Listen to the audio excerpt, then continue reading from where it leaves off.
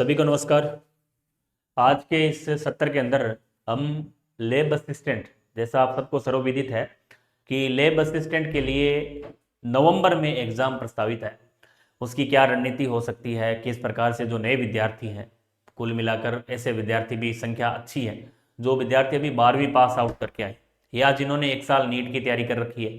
जिस भी सभी बैकग्राउंड के अभ्यर्थी, कुछ ऐसे अभ्यर्थी भी हैं जो पहले बीएड भी कर चुके हैं, सेकंड ग्रेड के साथ इसकी तैयारी भी कर रहे हैं, तो उन सब के लिए वीडियो काफ़ी महत्वपूर्ण है। लैब के सिलेबस के ऊपर हम चर्चा शुरू कर रहे हैं। लैब का ये हमारा पहला वीडियो है मुख्य रूप से, जिसमें आज के इस वीडियो के अंदर हम ये जानने का प्रयास करेंगे कि लैब की जो केमिस्ट्री विषय है उस विषय में किस प्रकार के प्रश्न आज तक परीक्षा में पूछे गए हैं, किस प्रकार का पैटर्न रहा है, किस प्रकार का लेवल रहा है, कहाँ से प्रश्न एग्जामिनर बनाता है, कैसे प्रश्न यहाँ से हर टॉपिक में पूछे गए हैं, कितना बड़ा सिलेबस है, सेकंड ग्रेड और इसमें क्या अंतर है, ये सारी बातें आज के इस वीडियो में करेंगे। उसके बाद आगामी जो वीडियो रहेगा कल, उसके बायोलॉजी के जो सिलेबस है उस पर चर्चा करेंगे। फिर इसका जो एक वीडियो हम फिजिक्स के ऊपर भी देखेंगे कि फिजिक्स का जो लैब का सिलेबस है वो किस प्रकार का है, कैसे प्रश्न वहां से एग्जामिनर पूछता है। कुल मिलाकर लैब के जो 100 प्रश्न हमारे बायो केमिस्ट्री और फिजिक्स से पूछे जाते हैं वो किस प्रकार के रहने वाले। इसके साथ साथ लैब की जो हम टेस्ट सीरीज भी बहुत जल्द शुरू कर रहे हैं, इसका हमने शेड्यूल डाल रखा है, उसमें जल्द अपडेट होगा।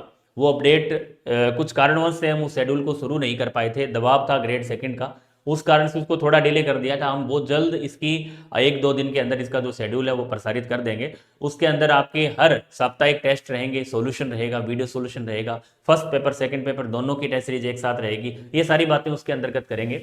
इसके साथ साथ लैब की हम तैयारी किस प्रकार से करें। नए जो अभ्यर्थी है जो बिल्कुल 12वीं पास आउट करके आ रहे हैं, या जो अभ्यर्थी पिछला लैब, ऐसे बहुत से अभ्यर्थी ऐसे भी हैं जिन्होंने पिछला लैब असिस्टेंट का पेपर दिया था, कोई 1 मार्क से, कोई 5 मार्क से, कोई 2 मार्क से रह गए थे, उनके लिए भी बेहतर रणनीति के साथ हम ये योजनाबद्ध तरीके से इस टेस्ट सीरीज को शुरू कर रहे हैं, जिसके अंतर्गत आपको पिन टू पॉइंट, मतलब जो सिलेबस है, जैसे सिलेबस के जो टॉपिक दे रखे हैं, लैब का सिलेबस आप सबको पता है, फिजिक्स और केमिस्ट्री का लैब का सिलेबस बहुत आसान और बहुत छोटा सिलेबस है। यदि आप नियमित रूप से तैयारी करें तो आपका लगभग 2-3 महीने का सिलेबस मुश्किल से आप अच्छे से तैयार कर सकते हैं। बायो का सिलेबस थोड़ा सा वाइड है, बायो का सिलेबस और ग्रेड सेकंड का सिलेबस में बहुत ज्यादा कोई अंतर नहीं है।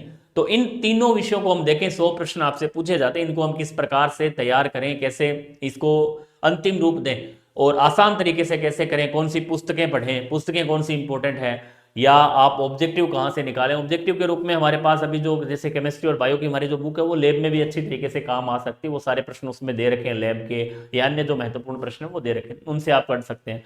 या इसके लिए जो केमिस्ट्री विषय से आज हम इसकी शुरू कर रहे हैं, तो हमारे साथी दुलचंद जी आपको इस विषय के अंदर केमिस्ट्री के जितने भी टॉपिक आपको दे रखे हैं उन टॉपिक के बारे में पूरी जानकारी आज देंगे। तो आप वीडियो थोड़ा सा 15-20-25 मिनट का जो वीडियो है उसको आपको अच्छे से देखना है, अच्छे से सुनना है और अपनी जो तैयारी है उसको बेहतर करना है। आगे हम लगातार आपके साथ ऑब्जेक्टिव क्लास के रूप में, टेस्ट सीरीज के माध्यम से, कोर्स के माध्यम से हम आपसे जुड़े रहेंगे। तो आज हम इसकी जो शुरुआत है, क्योंकि किसी भी परीक्षा की शुरुआत हम सिलेबस से करते हैं, जब तक आप सिलेबस उसका अच्छे से नहीं समझेंगे तो आप पूरा उतना आप उसमें 100% या उतना बेहतर आप नहीं कर पाएंगे कि हमें किसी भी परीक्षा को पास करने के लिए उसकी एक बेहतर रणनीति होना बहुत आवश्यक है। बिना रणनीति के ये युद्ध आपसे शायद आप उतना अच्छे तरीके से नहीं जीत पाएंगे।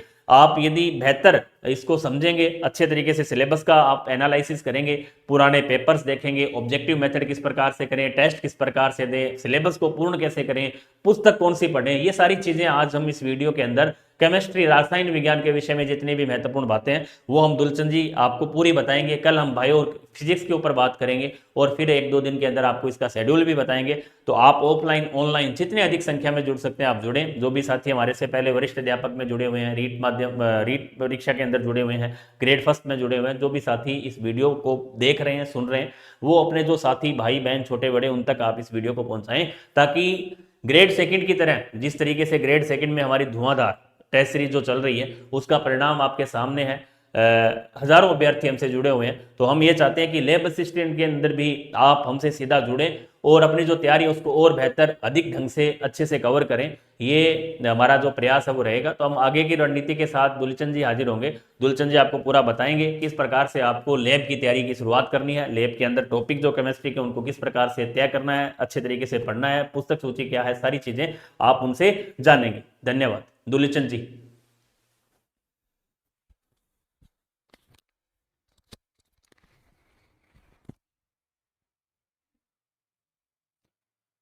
धन्यवाद सर।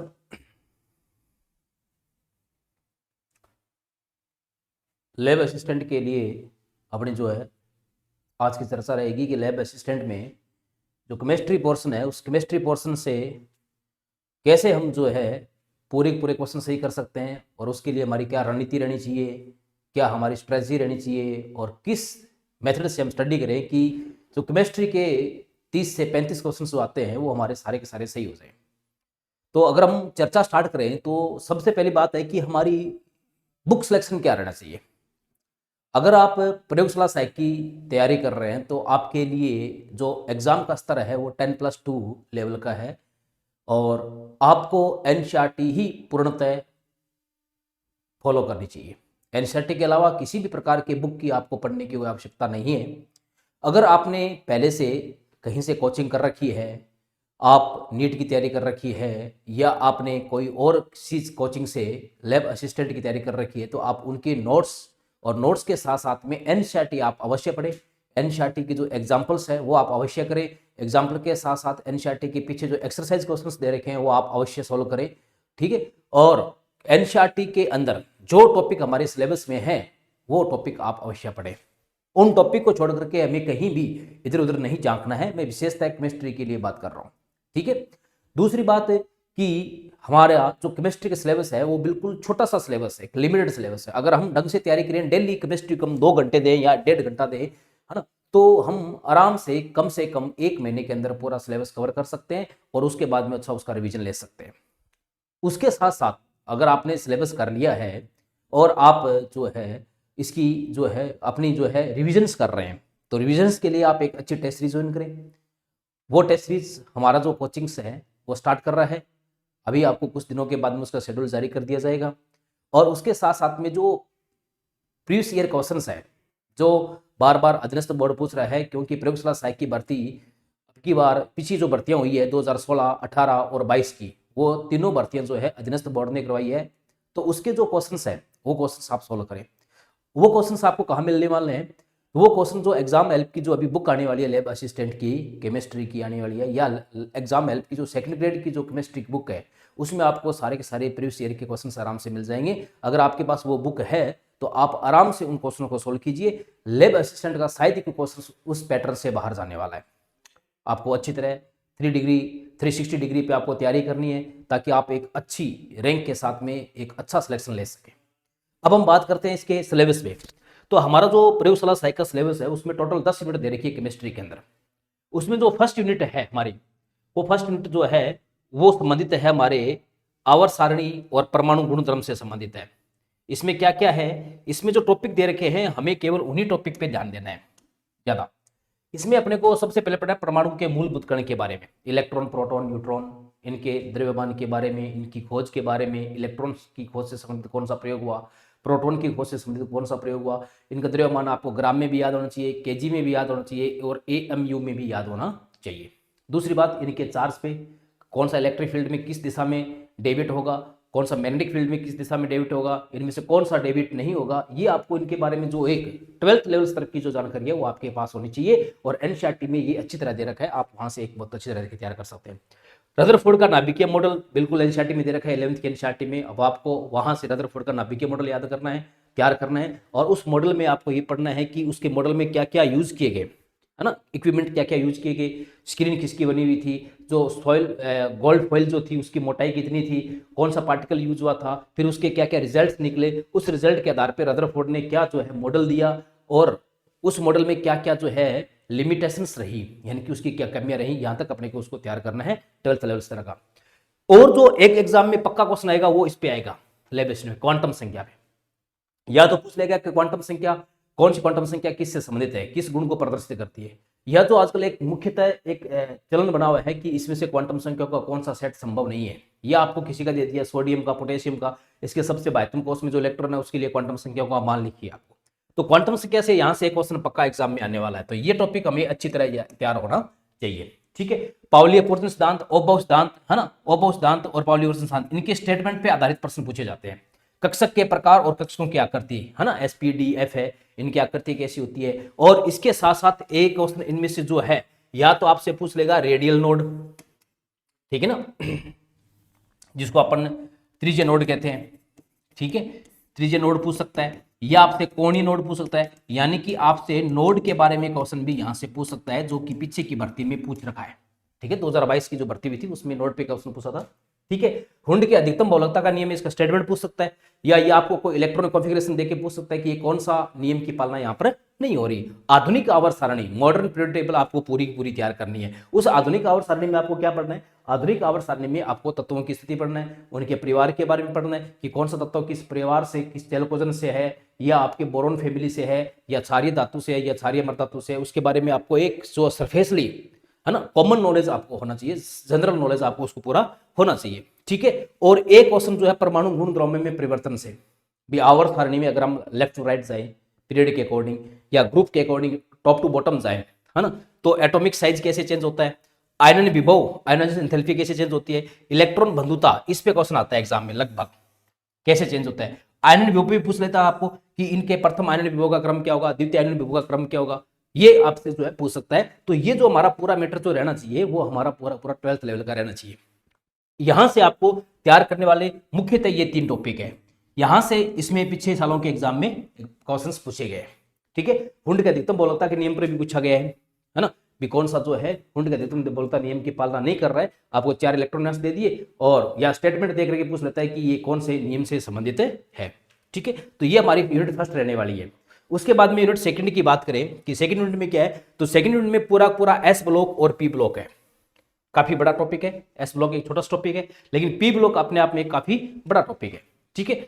इनमें क्या क्या पढ़ना है, इनके सबसे सामान्य परिचय के बारे में, इलेक्ट्रॉनिक विन्यास के बारे में, कौन कहां से प्राप्त होता है, किसकी हाफ लाइफ टाइम अर्धायु काल कितनी है, जो कि एनसीईआरटी में दे रखा है।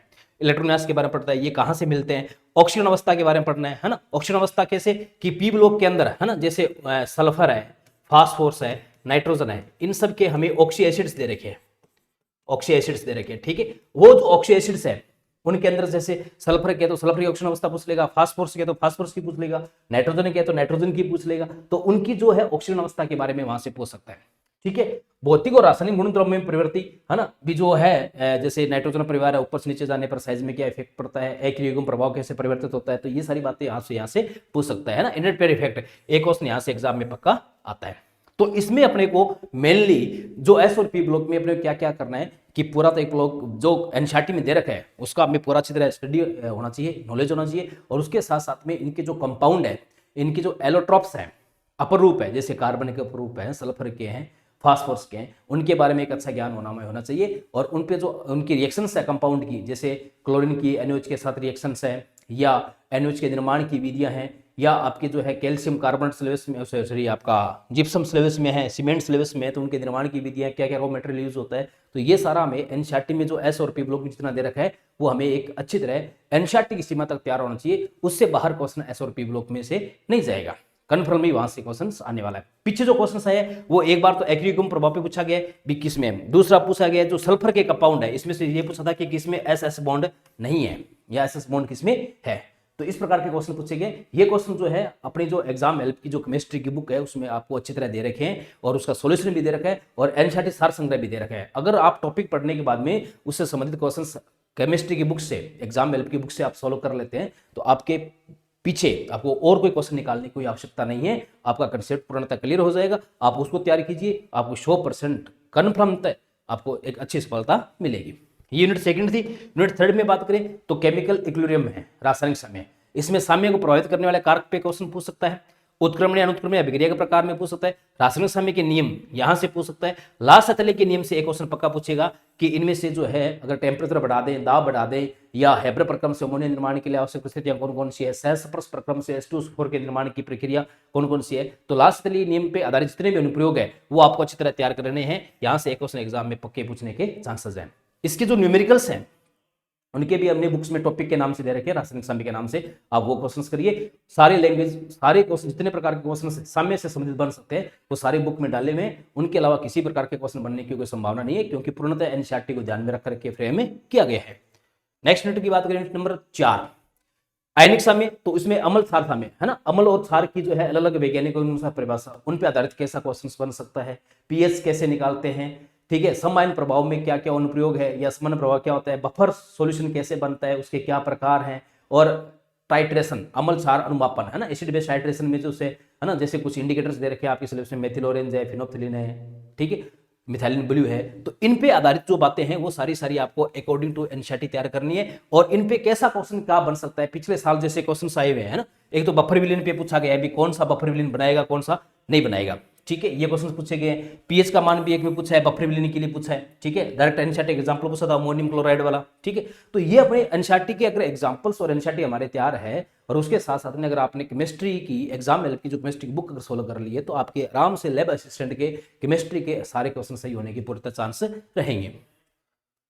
नेक्स्ट क्वेश्चन, गैसीय अवस्था में जो है, इसमें आपसे गैसेस के क्या क्या गुणधर्म होते हैं, भी गैस का जो है न तो आयतन फिक्स होता है न आकृति फिक्स होती है, इस टाइप के जो गुण है। फिर गैस के जो नियम है, बॉयल का नियम है, चार्ल्स का नियम है, अवोगाद्रो का नियम है, ग्राहम का विसरण नियम है, आदर्श गैस समीकरण है, डाल्टन नियम है, ठीक है, ये केटीजी है, अणु गैस का अणुगतिकी सिद्धांत है, जिसमें गैस की गति ध्रुवता पे बात होती है, वर्ग मध्य मूल वेग पे बात होती है, अधिकतम संभाव्य वेग पे बात होती है, मोस्ट प्रोबेबल वेलोसिटी है। ये सारे आपको जो है यहाँ से तैयार करने हैं, जितने एनसीईआरटी के अंदर दे रखे हैं।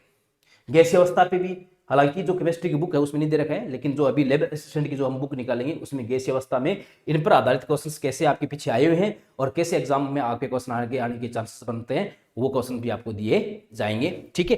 पीछे जो एग्जाम में क्वेश्चन है वो तो डायरेक्ट जो है आदर्श गैस समीकरण पे पूछ रखा था, P1 V1 बटा T1 बराबर P2 V2 बटा T2, इस नियम पे पूछा था एक जो है। तो इस प्रकार के क्वेश्चन हमें तैयार होने चाहिए, ठीक है। एक बॉयल के नियम से संबंधित समीकरण जो है पिछले एग्जाम्स में पूछी गई है, तो ये भी आपको पूर्णतः एक बार एनसीईआरटी से तैयार कर लें, और उसके साथ में जो बुक आने वाली है उस बुक में से जब आप इसे क्वेश्चन सोल्व कर लेंगे तो आपके कंसेप्ट अच्छी तरह क्लियर हो जाएंगे। यूनिट नंबर 6 की बात करें तो 6 में द्रव अवस्था लिक्विड स्टेट है। इसमें से मुख्यतः या तो द्रव्यों के गुणधर्म पूछ लेगा, या वाष्प दाब, पृष्ठ तनाव और श्यानता। इसमें श्यानता गुणांक की इकाई पूछ सकता है, पृष्ठ तनाव जो है इसकी इकाई पूछ सकता है, वाष्प दाब से संबंधित जो है सामान्य बातें आपसे पूछ सकता है ना। वाष्प दाब किस किस पे निर्भर करता है, अगर तापमान बढ़ा दे तो वाष्प दाब पे क्या प्रभाव पड़ेगा, दाब बढ़ा दे तो वाष्प दाब पे क्या प्रभाव पड़ेगा, सामान्य सी बातें ये भी अपने केमिस्ट्री की बुक में दे रखें, आप उसके क्वेश्चन सोल्व करें, पीछे आए हुए क्वेश्चन बता रखें, और भी इंपोर्टेंट बातें उसमें दे रखी है।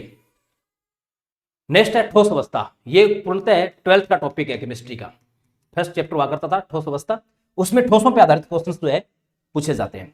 इसमें जो पीछे जो एग्जाम है उसमें यहां से क्वेश्चन पूछे गए हैं, त्रुटियों से संबंधित क्वेश्चन भी, इसमें से कौन सा है, या इसमें जो है क्रिस्टल संकुलन जो है उसमें जो है त्रिज्या निकालने का, यानी कि पैकिंग एफिशिएंसी निकालने का, या उनका घनत्व निकालने का जो क्वेश्चन है वो यहाँ से पूछे गए हैं। तो इनके जो क्वेश्चंस पीछे जो क्वेश्चंस आए हुए हैं उनके क्वेश्चंस भी ठोस अवस्था में जो केमिस्ट्री बुक है उसमें डाल रखें, वहां से आप जब सोल्व करोगे तो आपको नॉलेज हो जाएगा किस प्रकार के सिंपल क्वेश्चन यहाँ पे आने वाले हैं, बिल्कुल सिंपल से क्वेश्चन यहाँ पे आते हैं, ठीक है ना। जैसे इसमें BCC है, FCC है, SCC है, इन पे आधारित क्वेश्चन भी आ सकते हैं कि इनका आयतन क्या होगा, इनकी पैकिंग एफिशिएंसी क्या होगी, या इनका कभी कभार भुजा की लंबाई पूछ लेता है, इस टाइप के क्वेश्चन यहाँ से पूछ सकता है।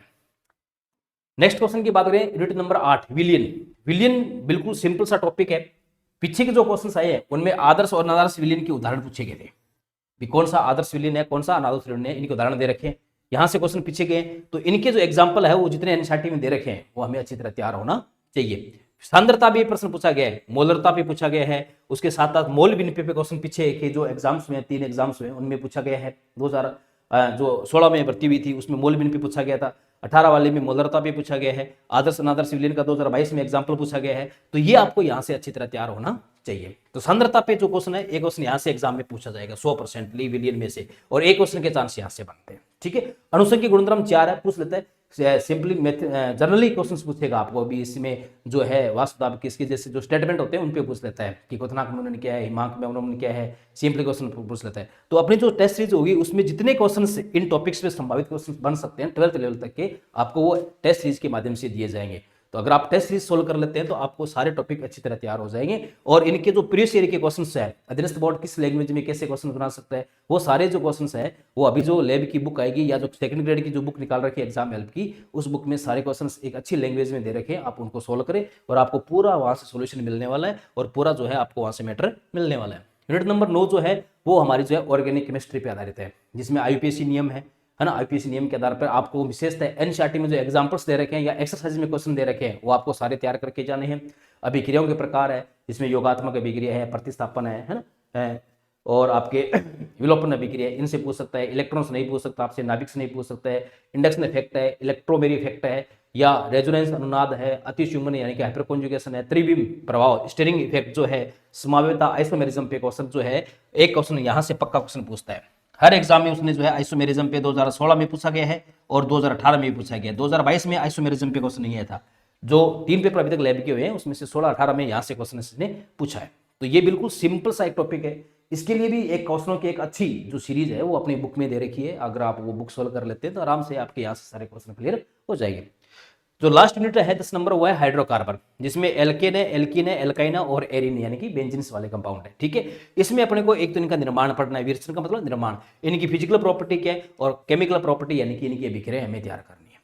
तो इनका भी जो है आपको लेवल जो है 12 तक के रखना है, उससे ज्यादा आपको हाई लेवल जाने की जरूरत नहीं है। और विशेषतः एनसीईआरटी ही आपको पूरी फॉलोअप होनी चाहिए। तो पूरी की पूरी जो एनसीईआरटी है, जो अपनी एग्जाम हेल्प की जो केमिस्ट्री की बुक है, उसमें एनसीईआरटी एक तो सॉल्यूशन के रूप में दे रखी है हर क्वेश्चन के, उसके साथ में एनसीईआरटी सार संग्रह भी लास्ट में दे रखा है। तो अगर आप वो टॉपिक पढ़ने के बाद में आप जहां से भी कोचिंग कर रहे हैं या करेंगे, उसके बाद में अगर आप उससे संबंधित क्वेश्चंस जो केमिस्ट्री की बुक में दे रखे हैं वो सारे क्वेश्चंस आप अगर सॉर्ट आउट कर लेते हैं, सॉल्व कर लेते हैं, तो आपका कोई भी कंसेप्ट मिसमैच नहीं होने वाला है और आपको एक अच्छा नॉलेज हो जाएगा कि क्वेश्चन कहां से आएगा, किस लैंग्वेज में आएगा और उसका सॉल्यूशन किस प्रकार से रहने वाला है। तो ये केमिस्ट्री का एक छोटा सा सिलेबस है, लैब में कोई ज़्यादा बड़ा सिलेबस नहीं है।